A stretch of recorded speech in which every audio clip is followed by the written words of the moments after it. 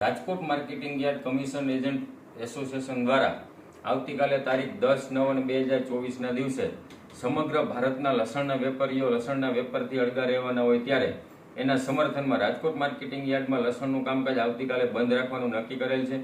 એના વિરોધમાં સૌરાષ્ટ્રના તમામ માર્કેટિંગ યાર્ડો બંધ રહે એવી વેપારી એસોસિએશન દ્વારા અમે જાણ કરીએ છીએ।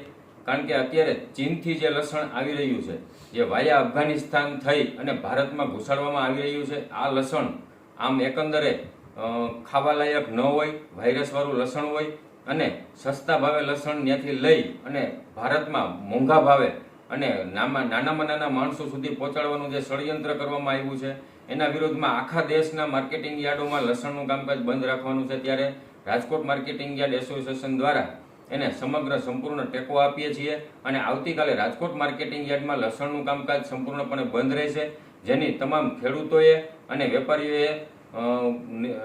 વેપારીઓએ જાણમાં લેવું।